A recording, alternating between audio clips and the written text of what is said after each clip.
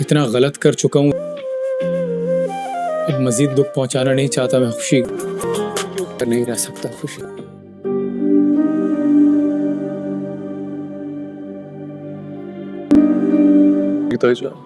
پڑھائی شادی کے بعد بھی تو ہو سکتی ہے نا. اس وقت میرا شادی ہو جانا زیادہ ضروری، اور ویسے بھی ہر کام کا ایک وقت مقرر ہوتا ہے. کب کسے چھوڑ جائے.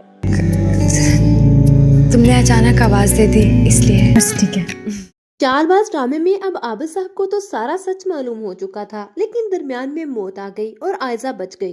اس کے جھوٹ کسی کے سامنے بھی نہ آ سکے. اگر عابد صاحب زندہ رہتے تو اب تک عائزہ سب کے سامنے بے نقاب ہو چکی ہوتی. لیکن اب شایان کو یہ کیسے جھٹلائے گی؟ شایان اتنی آسانی سے نہ تو عائزہ کا پیچھا چھوڑنے والا ہے، نہ عشل کا اور نہ انایا کا.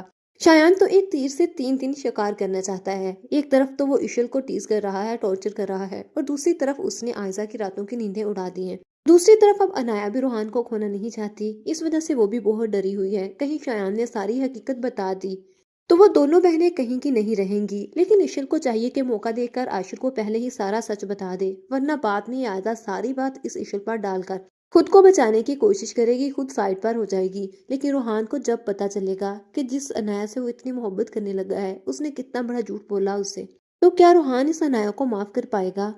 عاشق تو عشل کو معاف کر ہی دے گا، لیکن عائزہ کو کبھی معافی نہیں ملے گی جب اسد کو ساری حقیقت معلوم ہوگی کہ اس عائزہ نے کتنے بڑے دھوکے دیے ہیں اسے. اس نے اس گھر کو جوڑے رکھنے کے بجائے سب کو ایک دوسرے سے دور کر دیا، بھائیوں کے درمیان نفرتیں پیدا کر دی. صرف اس عائزہ کی وجہ سے یہ سب کچھ ہوا. یہاں تک کہ میرے باپ کی موت بھی اس عائزہ کی وجہ سے ہوئی. اس کا سچ جاننے کے بعد ہی وہ سب کچھ سہ نہ پائے اور اس دنیا سے چلے گئے. اس سب کے بعد تو کوئی بھی اس عائزہ کو معاف کرنے کے لیے تیار نہیں ہوگا. یہاں تک کہ عائزہ کا اپنا باپ بھی عائزہ سے نفرت کرے گا.